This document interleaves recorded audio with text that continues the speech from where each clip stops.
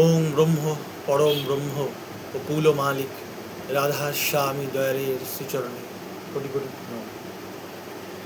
ওং গতির ভর্তা প্রভু পৃষ্ঠ ঈশ্বর পুরুষোত্তম আ ব্রহ্ম স্তম্ভ বিধাতা সদ্গুরুস্তং নমস্তুতে। প্রত্যেককে আমার আন্তরিক রানুনিত জয়গুরু। যারা এই ভিডিওটি দেখছেন, শ্রী শ্রী ঠাকুর পরম প্রেমময় শ্রী শ্রী ঠাকুর অনুকূলচন্দ্রের মন্ত্রশিষ্য এবং পরম প্রেমময় শ্রী শ্রী ঠাকুর অনুকূলচন্দ্রকে যারা বিভিন্ন আঙ্গিকে দেখেছেন বা যারা তার সাহিত্য, তার দর্শন, তার জীবন শৈলী সম্বন্ধে একটু আধটু উৎসাহী এবং যারা পঠন পাঠন করেন তার সম্বন্ধে, তাদের প্রত্যেককে আমার অন্তরের অন্তঃস্থল থেকে আমি আন্তরিক জয়গুরু জানাই এবং আমার পরম দয়াল শ্রী শ্রী ঠাকুরের আতুল চরণে তাদের প্রত্যেকের সুদীর্ঘ নিরোগ সুস্থ জীবন কামনা করি। একদম ভিডিওর প্রথমে জয়গুরু। আজকে যে ভিডিওটা আমি করছি এই মুহূর্তে, এই ভিডিওর সেই অর্থে আমি কোনো অর্থাৎ এই ভিডিওতে আমি যা যা কথা বলতে চলেছি অবশ্যই আমার জীবন দেবতা, অনেকেরই আমার মতো লক্ষ লক্ষ কোটি কোটি মানুষের জীবন দেবতা, জীবন বল্লভ পরম দয়ালের দিব্য জীবন সম্পর্কেই আমরা বলতে চলেছি। তার অমীয় ভাবধারা, তার জীবন দর্শন, অর্থাৎ অস্থি বৃদ্ধির যে দর্শন, মানুষের বেঁচে থাকতে গেলে, বৃদ্ধি পেতে গেলে, ক্রমাগত বৃদ্ধির পথে অবিরতভাবে চলতে গেলে যে চলনার দরকার, সেই সম্বন্ধেই অবভিয়াসলি এই ভিডিওটা। কিন্তু আমি বিষয়বস্তুকে সারসংক্ষেপ করে আমি কোনো একটা ছোট নাম দিতে পারিনি, দিইনি, বেশিরভাগ ক্ষেত্রে দেওয়া যায় না, কারণ তার জীবন সম্বন্ধে সেই মহামানবের, সেই মহাচেতন, চিরচেতন অস্তিত্বের, সেই ব্রাহ্মী অস্তিত্বের জীবন বৃদ্ধি সম্বন্ধে, অস্তিত্ব সম্পর্কে যে দর্শন, তাকে এক কথায় দু কথায় বর্ণনা করা আমার মতো মানুষের পক্ষে তো একেবারেই সম্ভব নয়। তাই আমি সরাসরি আলোচনাতেই আসছি, অর্থাৎ যা আমি বলতে চাই, যে উদ্দেশ্যে আমি আজকের এই ভিডিওটা করছি, সেই কথাগুলোই সরাসরি বলছি। প্রথমত, আমরা জানি যে আমি আগের ভিডিওতেও বলেছি যে পরম দয়াল শ্রী শ্রী ঠাকুর অনুকূলচন্দ্র তার ধরাধামে অবতীর্ণ তিনি যখন হয়েছিলেন, তারপর থেকে, তার জন্মের পর থেকে তিনি দীর্ঘ 81 বৎসর এই পৃথিবীর মাটির ওপর দাঁড়িয়ে তিনি এক ব্রাহ্মী তনুকে সঙ্গে নিয়ে, ব্রাহ্মী তনুকে আশ্রয় করে তার বিশ্ব চেতন সত্তা প্রকাশিত হয়েছিল এবং সেই বিশ্ব চেতন সত্তার বিদ্যমানতা এবং প্রকাশমানতার মধ্যে দিয়ে যে ব্যক্তিত্বের বিচ্ছুরণ মানুষ পেয়েছিল, যারা তার সঙ্গ করেছিল সেই সময়, সেই সমস্ত মানুষদের স্মৃতিচারণা শুনলে সত্যি সত্যি রোমকূপের রোমগুলো খাড়া হয়ে যায়। মনে হয় যে সত্যি এসেছে মজার মানুষ, মানুষের সাথে যার মেলে না। হেমকবির লেখা সেই বিখ্যাত গান।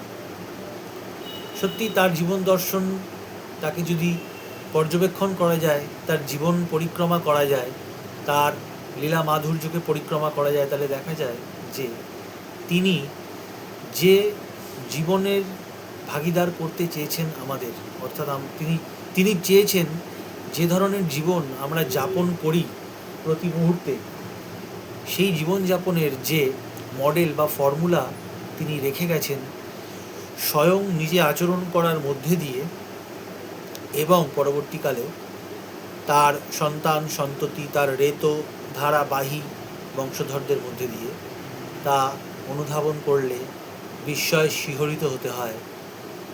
কল্পবিজ্ঞানের কোনো সুন্দর কোনো কল্পবিজ্ঞান সমন্বিত কোনো ঘটনার থেকেও শ্রী শ্রী ঠাকুরের জীবনের প্রতিটা দিন, প্রতিটা মুহূর্তের ঘটনা কিছু কম রোমহর্ষক নয়।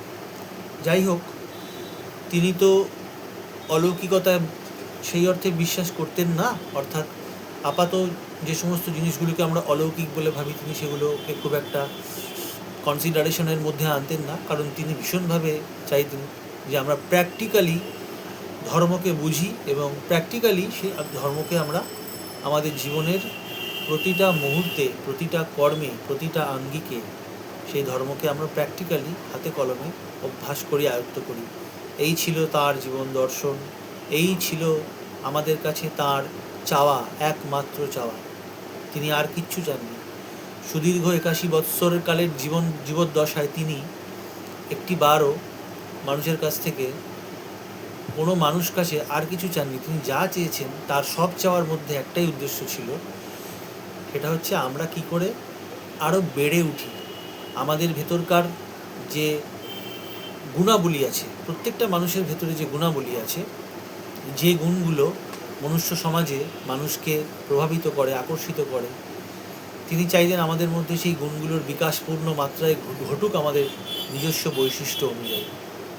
এবং তার জন্য তিনি যে জীবন দর্শন আমাদের সামনে রেখে গেছেন, সেই জীবন দর্শনকে অনুধাবন করার পরেই তার ভক্ত শিষ্যগণ, তার লীলা পরিকরগণ তাকে অল ফুলফিলার দ্য বেস্ট, অর্থাৎ সর্বপরিপূরণকারী, বৈশিষ্ট্যপালী আপুরায়মান এই আখ্যায় ভূষিত করেছেন। অর্থাৎ বৈশিষ্ট্যপালী আপুরায়মান বলতে তিনি প্রত্যেকের বৈশিষ্ট্য অনুযায়ী তাকে পূরণ করার জন্য সচেষ্ট ছিলেন এবং তার বাণী সাহিত্যের মধ্যে দিয়ে তিনি সেই দিক দর্শন রেখে গেছেন। অর্থাৎ যে মানুষটি দিনমজুরের কাজ করে, হয়তো সেই অর্থে তার তথাকথিত লেখাপড়া জানা নেই, অথবা যে মানুষটা রিক্সা চালিয়ে সংসারের উপার্জনের বন্দোবস্ত করেন, বা ধরুন যে মানুষটা একদম সমাজের তথাকথিত নিম্ন স্তর যাকে আমরা বলি, সেই তথাকথিত নিম্ন স্তরের প্রান্তিক মানুষগুলো থেকে শুরু করে সমাজের বিদ্বজ্জন, জ্ঞানী, গুণী, পণ্ডিত, প্রত্যেকের বৈশিষ্ট্য অনুযায়ী তারা যাতে প্রতিভাত হতে পারে তাদের কর্মের মধ্যে দিয়ে তারা যেন পুরুষোত্তমের সেবা করে, ঈশ্বরের সেবা করে তারা যেন জগতের বুকে তাদের অস্তিত্বকে চিরকালীন করে রেখে যেতে পারেন, এটাই ছিল তার একমাত্র কাম্য। মানুষের ভালো থাকা, মানুষের বেড়ে ওঠা, মানুষের জীবনকে উপভোগ করা, এইটা শুনলে, এই ধরনের সংবাদ তিনি কানে পেলে তিনি খুব খুশি হতেন। তার থেকে খুশি বোধ হয় সেই মানুষগুলোর জন্মদাতা পিতা এবং জন্মদাত্রী মাও হতেন না, তিনি যতটা খুশি হতেন। তিনি বলতেন যে আমি চাই তোমাদের কিচ্ছু না থাকুক, আমি যা চাই অতি বড় শত্রুও তোমাদের তা চায় না। আমি চাই যে তোমাদের জীবনে কিচ্ছু না থাকুক, একমাত্র ইষ্ট চেতনা, ইষ্ট কর্ম, ইষ্ট সান্নিধ্য, ইষ্ট সঙ্গ ছাড়া। আমি তোমাদের একেবারে কাঙাল করে দেব, একদিকে তোমাদের কাঙাল করে দেব, একদিকে তোমাদের রাজা ধীরাজ করে দেব। তোমাদের আমার কাছে ভিক্ষা চাইতে হবে না, তোমাদের ঝুলি আমি ভরে দেব। কিসে ভরে দেব? বিশ্ব পরিব্যাপ্ত যে চেতনা, যে চেতনার মধ্যে সমস্ত মানবীয় গুণ প্রকাশ পায়, দয়া, মায়া, মমতা, ক্ষমা, স্নেহ, বৎসলতা এবং সর্বোপরি মানুষকে ভালোবাসা, প্রত্যেকটা মানুষকে ভালোবাসা, এই সমস্ত গুণের অধিকারী করে তোলার জন্যই কিন্তু তিনি আমাদেরকে তার কাছে টেনে নিয়েছেন। তিনি আমাদেরকে দয়া করে তার মন্ত্রশিষ্য করেছেন, তা না হলে কিন্তু আমাদের পক্ষে সম্ভব ছিল না। কারণ পৃথিবীতে এখনও বহু কোটি, বহু লক্ষ মানুষ আছেন, অভাগা মানুষই তাদেরকে আমি বলবো, যারা পরম পুরুষের, বেত্তা পুরুষের সংস্পর্শে আসতে পারেননি তাদের বিভিন্ন প্রবৃত্তিজনিত সীমাবদ্ধতার জন্য, অথবা তাদের অজ্ঞতার জন্য, অথবা তাদের অহংবোধ তাদেরকে বাধা দিয়েছে কোনো একজন জীবন্ত মানুষরূপী ভগবান বা ঈশ্বরের অস্তিত্বের সামনে মাথা নত করতে। কিন্তু আমরা সেই দিক দিয়ে মহাভাগ্যবান, আমরা মহাসৌভাগ্যবান যে তিনি দয়া করে আমাদের জীবনে গুরু রূপে প্রতিনিয়ত তিনি আমাদের জীবনে বিরাজ করছেন। সানন্দে তিনি আমাদের সমস্ত ভুল ভ্রান্তি ওঠা পড়া সব কিছুর মধ্যে দিয়ে তিনি আমাদের সাথিয়া হয়ে চলেছেন, পরম বান্ধবের মতো, শয়নে স্বপনে জাগরণ। এখন কথা হচ্ছে যে শ্রী শ্রী ঠাকুরকে যারা খুব কাছ থেকে দেখেছেন, যে সমস্ত প্রবীণ ব্যক্তিরা এবং ঠাকুর পরিবারের যে সমস্ত প্রবীণ ব্যক্তিরা যারা শ্রী শ্রী ঠাকুরকে কাছ থেকে দেখেছেন, তাদের নিজস্ব বংশধারার যে অস্তিত্ব এখনও বর্তমান রয়েছে, সেই মানুষগুলো তাদের স্মৃতিচারণার শুনলে বোঝা যায় ঠাকুরের জীবনটা ঠিক কেমন ছিল। আচ্ছা, আমরা তো অনেকেই দীক্ষা নেওয়ার পরে আমরা সকালবেলা জানি যে আমাদের ইষ্টভৃতি আমরা করি, শ্রী শ্রী ঠাকুরের সামনে আমরা বসে নাম ধ্যান, আজ্ঞাচক্র ধ্যান, ইষ্টভৃতি করি, ঠাকুরকে আমরা খুশি করার চেষ্টা করি, অর্থাৎ ইষ্টের ভরণ পোষণ, অর্থাৎ ইষ্টের ইচ্ছাগুলোকে, তিনি যা যা চাইতেন সেই ইচ্ছাগুলোকে বাস্তবে আমাদের প্রতিটা চিন্তা কর্মের মধ্যে দিয়ে পূরণ করা, ভরণ করা এবং পোষণ করা। এইটা আমরা প্রত্যেকেই কম বেশি আমাদের মতন করে আমাদের প্রবৃত্তিগত সীমাবদ্ধতার মধ্য দিয়েও আমরা করার চেষ্টা করি। আচ্ছা, এই ইষ্টভৃতি করার আগে আমরা প্রত্যেকেই আমরা জানি যে আমরা শত অনুজ্ঞা পাঠ করি। শত অনুজ্ঞাতে যে কথাগুলো আমরা বলি, এখন প্রশ্ন হলো শত অনুজ্ঞার এই কথাগুলো, তাতে যে যে অঙ্গীকারগুলো আমরা করি, একদম প্রথম থেকে শেষ অবধি শত অনুজ্ঞার যে অঙ্গীকারগুলো আমরা করি, সেই অঙ্গীকারগুলোকে যদি পরপর মেলানো যায়, আপনি দেখবেন শত অনুজ্ঞাটা পুরো পাঠ করলে আপনারা বুঝতে পারবেন যে শত অনুজ্ঞা পুরোপুরি পাঠ করার পরে চোখের সামনে একটা কল্পিত ব্যক্তিত্ব ভেসে ওঠে, একটা কল্পনা করা যায় এমন ব্যক্তিত্ব, যার মধ্যে ওই শত অনুজ্ঞার যে অনুশাসনগুলো আছে, অর্থাৎ আমি এই, আমি ওই, আমি তাই, আমি আর বলছি না শব্দগুলো, কারণ মন্ত্রগুপ্তির ব্যাপার তো থাকে, কারণ এই ভিডিওটা তো অদীক্ষিত বহু মানুষও দেখবেন, যেহেতু এটা সমাজ মাধ্যমে চলবে। তো সেই জন্য আমি বলছি যে আমরা যে প্রতিদিন বলি আমি এই, আমি সেই, আমি ওই, এই শত অনুজ্ঞার যে আমি দিয়ে শুরু করে যে পুরো শত অনুজ্ঞাটা, এই শত অনুজ্ঞাটার মধ্যে দিয়ে ঠাকুর আমাদের কি করতে চেয়েছেন? ঠাকুর আমাদের এই শত অনুজ্ঞাটার মধ্যে দিয়ে বোঝাতে চেয়েছেন যে দীক্ষা নেওয়ার পরে সদ্গুরুর শরণাপন্ন হয়ে তোমাদেরকে যা হয়ে উঠতে হবে, যে ধরনের ব্যক্তিত্ব হয়ে উঠতে হবে, তার সার সংক্ষেপ হচ্ছে এই শত অনুজ্ঞা। অর্থাৎ আমরা প্রতিদিন সকাল থেকে সন্ধ্যা, আমাদের সকালে নিদ্রাভঙ্গ, প্রত্যুষে নিদ্রাভঙ্গ হওয়ার পর থেকে শুরু করে রাতে ঘুমোতে যাওয়া অবধি আমরা যে যে আচরণগুলো করব, আমরা যেভাবে যেরম উপায় নিজেদেরকে ব্যক্ত করব আমাদের পরিবেশের মধ্যে, সেই ব্যক্ত করার গুণগুলো কীরম হবে। অর্থাৎ এক কথায় বলতে গেলে, আমি যদি মনে করি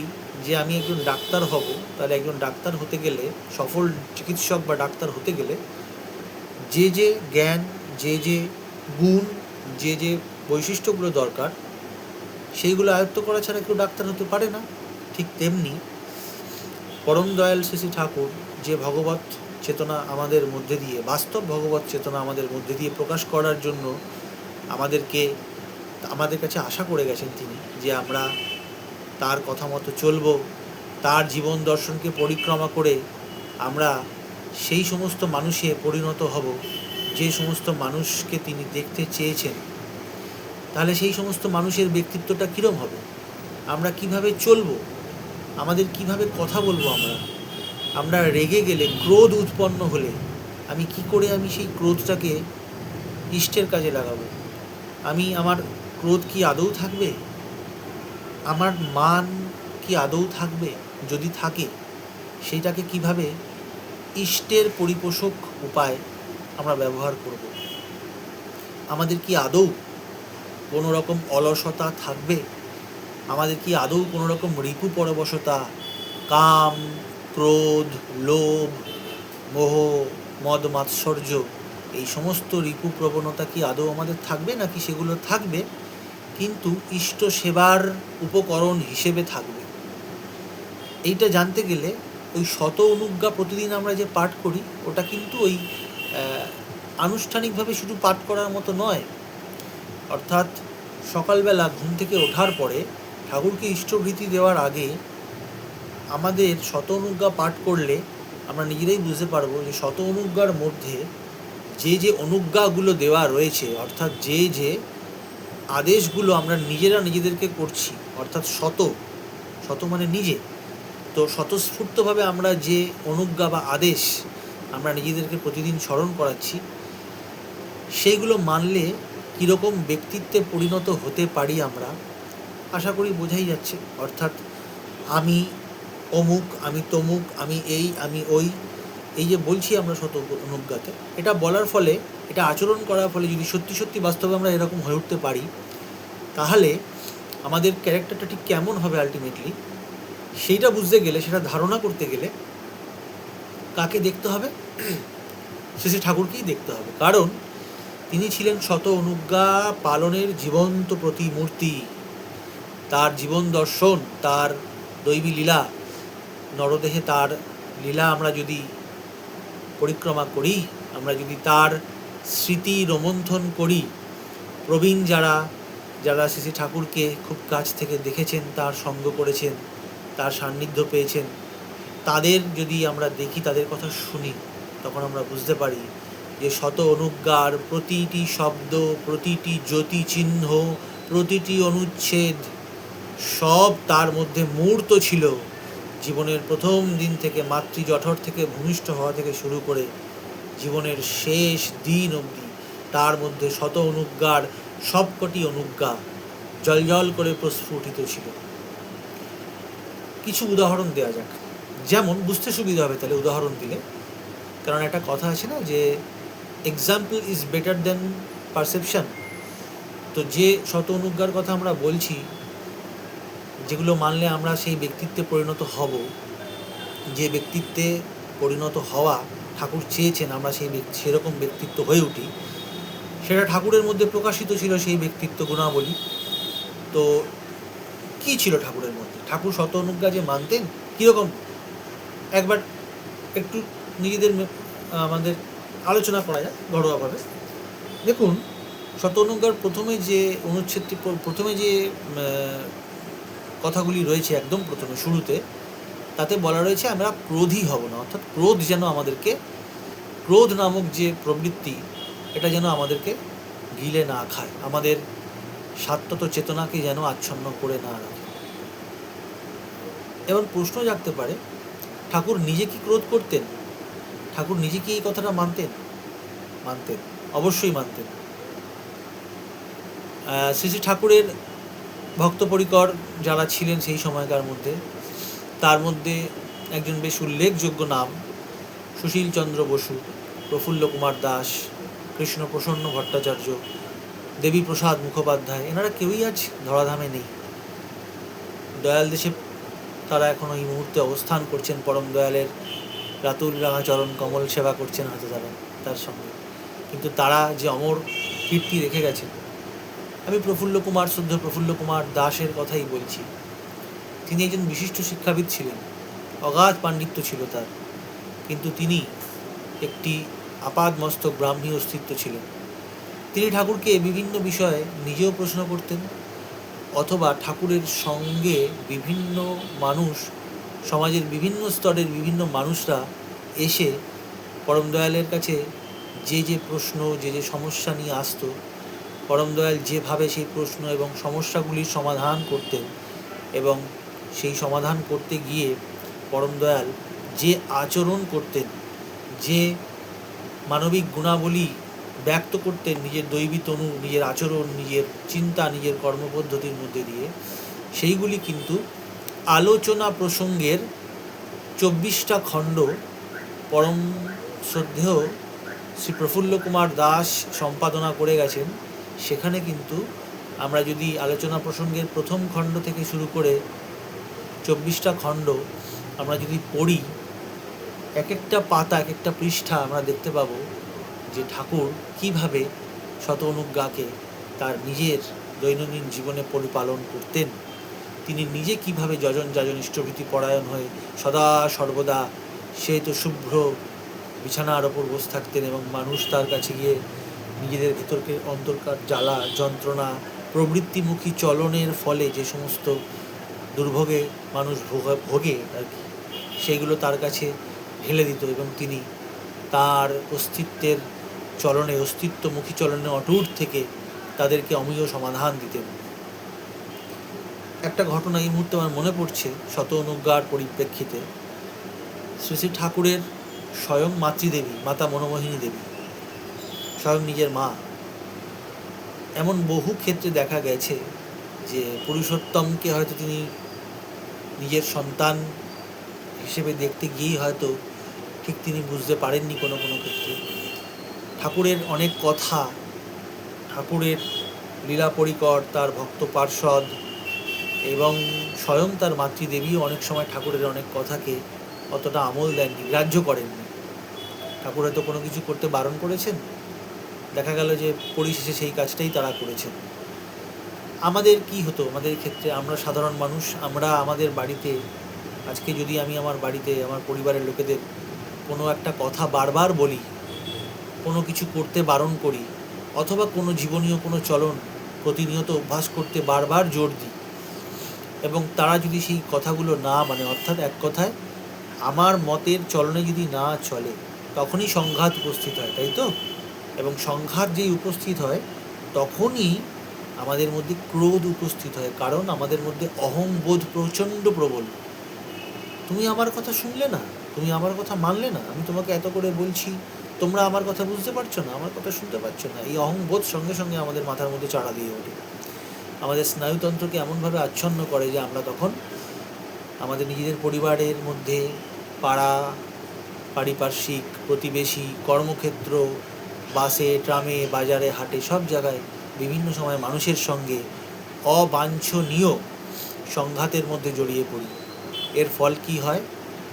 এর ফল একটাই হয়, প্রথমত আমরা আমাদের অজান্তে আমাদের অযথা পরিবেশের মধ্যে আমাদের শত্রু সৃষ্টি করি, আর দ্বিতীয়ত এই শত্রু সৃষ্টি করার ফলে আমাদের জীবনে যে যে বিপত্তিগুলো আসার ভবিষ্যৎ রাস্তা আমরা তৈরি করে রাখলাম, সেই রাস্তার কথা ভেবে শ্রী শ্রী ঠাকুর ভারাক্রান্ত হন, আমরা তাকে ভারাক্রান্ত করে তুলি, তাকে উদ্বিগ্ন করে তুলি। বাবা যদি জানতে পারে যে তার সন্তান ভবিষ্যতে এই বিপদে পড়তে চলেছে, তিনি যদি দেখতে পান, তাহলে বাবার উদ্বিগ্ন হওয়া খুব স্বাভাবিক ব্যাপার, তার উদ্বেগ। তাই শত অনুজ্ঞাতে আমরা দেখেছি ঠাকুর নিজে আচরণ করে দেখিয়েছেন। বহু ক্ষেত্রে, সাংগঠনিক প্রয়োজনীয়তার ক্ষেত্রে, সৎসঙ্গের বিভিন্ন রকম নীতি নির্ধারণের ক্ষেত্রে শ্রী শ্রী ঠাকুরকে একদম অবজ্ঞা করা হয়েছে, সরাসরি অবজ্ঞা করা হয়েছে। তার জীবদ্দশাতেই তার ভক্ত পরিকর, তার বংশধরদের মধ্যে কেউ কেউ তাকে অবজ্ঞা করেছেন। বলতে হয়তো খারাপ লাগছে, কথাগুলো শুনতেও খারাপ লাগছে, তাকে অবজ্ঞা করা হয়েছে। কিন্তু তিনি কষ্ট পেলেও তিনি কিন্তু ছিলেন অক্রোধী। কখনো কখনো কেউ বলতে পারবে না, তার ভক্ত পরিকররাই বলেছে যে ঠাকুর কখনো ক্রোধান্বিত হয়ে কোনো রকম বিরূপ আচরণ কারোর সঙ্গে করেছেন, যে আচরণে অপর প্রান্তে দাঁড়িয়ে থাকা সেই ব্যক্তিটি আঘাতপ্রাপ্ত হয়েছে, কখনো করেন। এই যে শত অনুজ্ঞার যে প্রথম কথা, ক্রোধকে জয় করার কথা, তিনি নিজে ক্রোধকে জয় কীভাবে করতে হয় তার ডে টু ডে অ্যাপ্লিকেশন তিনি তার জীবনের চলনার মধ্য দিয়ে, জীবনযাপনের মধ্যে দিয়ে দেখিয়েছেন।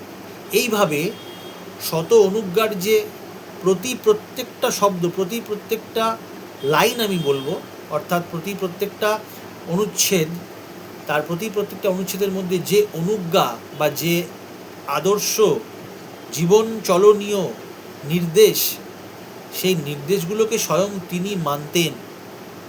আরেকটা ঘটনা বলি, তাহলে বুঝতে সুবিধা হবে।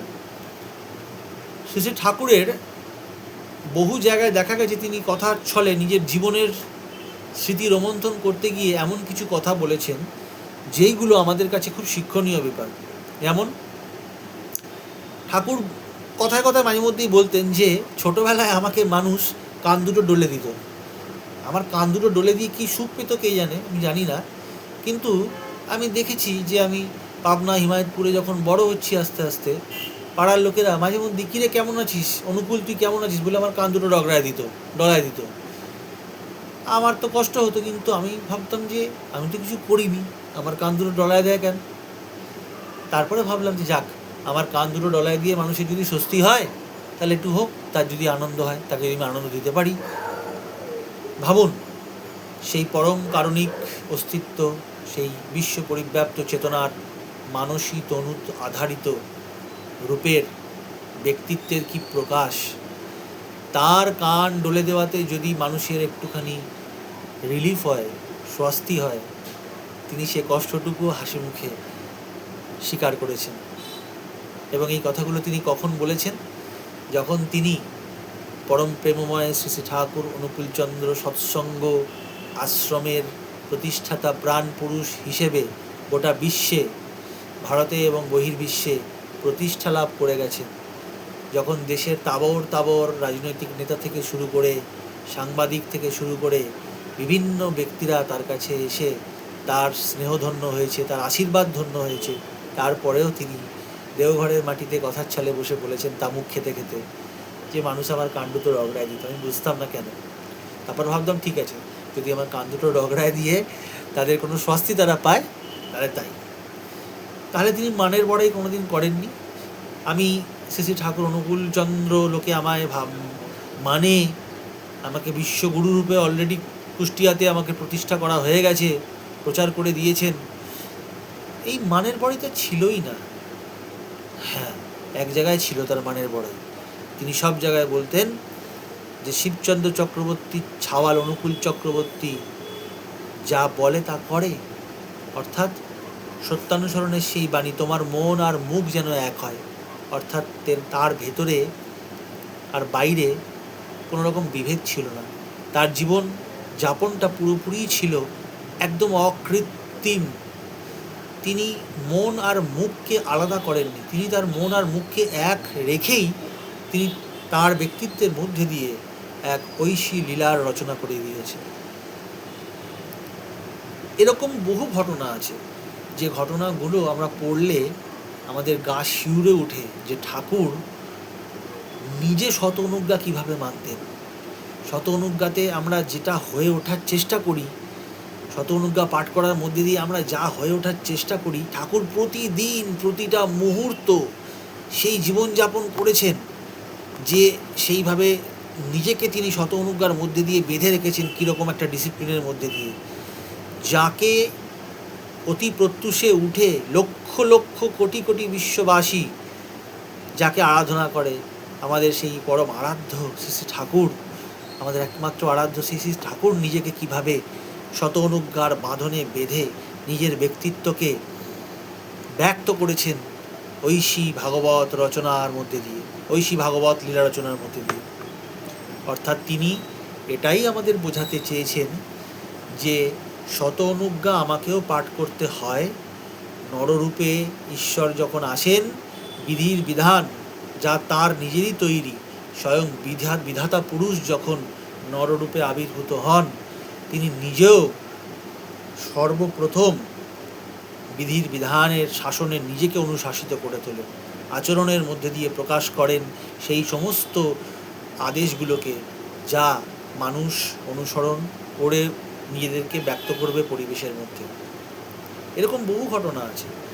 আলোচনা প্রসঙ্গে গ্রন্থের 24টা খণ্ডের মধ্যে একটা দুটো খণ্ডও যদি আপনারা পড়তে পারেন, একটা খণ্ডও যদি আপনারা পড়তে পারেন, দেখবেন এমন অজস্র ঘটনা আছে যে ঠাকুর সকাল থেকে রাত অবধি কাতারে কাতারে স্রোতের মতো মানুষের ভিড় তার দরবারে এসে পড়ত, এবং তিনি যাই করেছেন তিনি তার শত অনুজ্ঞাকে তিনি বাদ দেননি।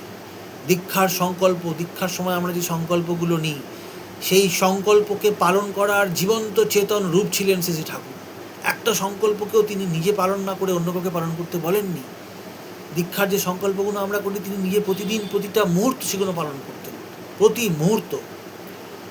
সস্তৈনীতে যে কথাগুলো আমরা বলি, সস্তৈনীর যে 5টা ক্লজ আছে, সেই 5টা ক্লজ তিনি প্রতি মুহূর্তে মেনে চলতেন।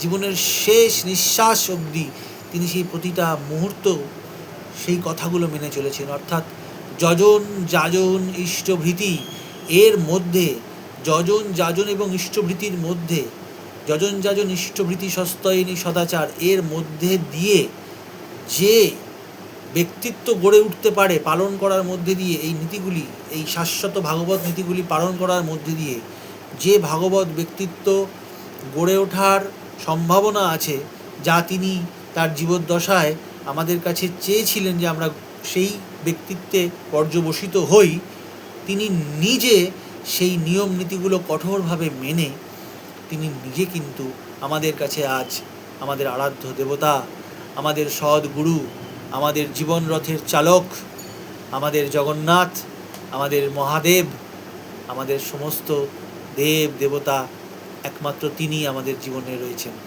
আমাদের হৃদয় কন্দরে একমাত্র তারই আসন, তারই রাজ সিংহাসন পাতা রয়েছে। তাই তাকে আমরা অনুসরণ করব।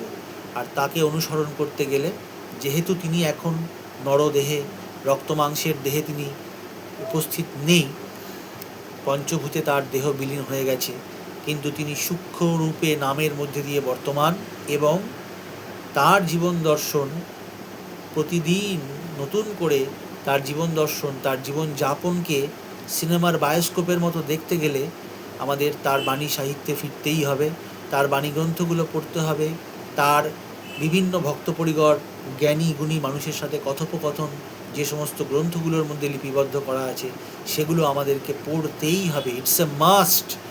খাওয়া দাওয়া, ঘুম এগুলোর মতোই আহার, নিদ্রা, ভয়, মৈথুন, অস্মিতা, মানুষের মধ্যে যে 5টা মৌলিক চাহিদা আছে, এই 5টা মৌলিক চাহিদার সঙ্গে আরও একটা চাহিদাকে আমাদের রোজকার চাহিদার সঙ্গে জুড়ে নিতে হবে, সেটা হচ্ছে ঠাকুরকে নিয়ে অধ্যয়ন, ঠাকুরকে জানা, ঠাকুর যে কথাগুলো বলে গেছেন এবং নিজে আচরণ করে, আচরণ সিদ্ধ আচার্য রূপে, একমাত্র আচার্য রূপে তিনি আমাদের সামনে আজ প্রতিভাত হয়ে আছেন, সেইগুলোকে অনুধাবন করা। এবং তার একটাই মাত্র উপায়, শ্রী শ্রী ঠাকুরের এই বইগুলো পড়া। এই বইগুলো পড়লেই আমরা জানতে পারবো যে সেই দৈবী তনু, সেই ভাগবত সত্তা, তিনি সকালে ঘুম থেকে উঠে রাত্রে ঘুমোতে যাওয়া অবধি প্রতিটা মুহূর্তে কীভাবে, কোথায়, কাকে, কখন, কীভাবে বিভিন্ন ফ্যাক্টস, অ্যাফেয়ার্স এবং ম্যাটারের মধ্যে দিয়ে, দৈনন্দিন জীবন চলনার মধ্যে দিয়ে তিনি কিভাবে তার নিজ পরিবার, নিজ কৃষ্টিজাত সন্তান, নিজের ঔরসজাত সন্তান এবং পরিবার এবং অগণিত ভক্ত শিষ্য অনুরাগীদের সঙ্গে তিনি ইন্টারাকশনের মধ্যে দিয়েও নিজে কিভাবে অক্ষতভাবে তিনি প্রতিটা আদেশ, প্রতিটা অনুজ্ঞা, প্রতিটা অস্তিত্বমুখী চলনকে তিনি নিজের চরিত্রে জীবন্ত করে তুলেছিলেন।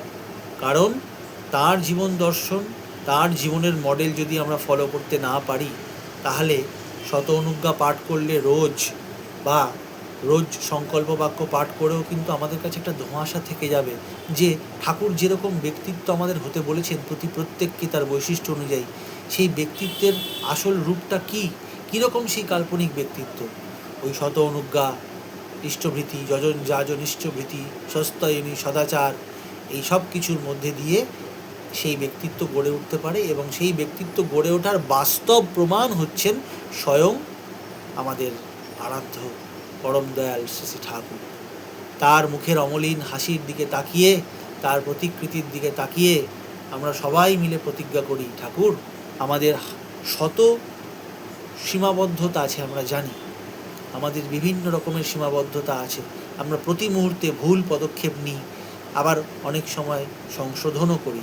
তাই যাই হোক, আমাদের মধ্যে যত সীমাবদ্ধতাই থাকুক, তোমার মতোই আশাবাদী হয়ে আমরা বলছি, ঠাকুর, আমরা আমাদের জীবনের প্রতিটি কর্ম, প্রতিটি চিন্তা, প্রতিটি চলনের মধ্যে দিয়ে একমাত্র তোমাকেই খুশি করব। এই আমাদের জীবনের একমাত্র উদ্দেশ্য হবে। আর কোনো রকম বিচার, কোনো রকম কনসিডারেশন আমাদের থাকবে না। আপনারা সবাই ভালো থাকবেন। পরম দয়ালের অতুল চরণে আপনাদের প্রত্যেকের আন্তরিক সুস্বাস্থ্য, সুদীর্ঘায়ু এবং বিপদমুক্ত জীবন কামনা করি। জয় গুরু। বন্দে পুরুষোত্তম।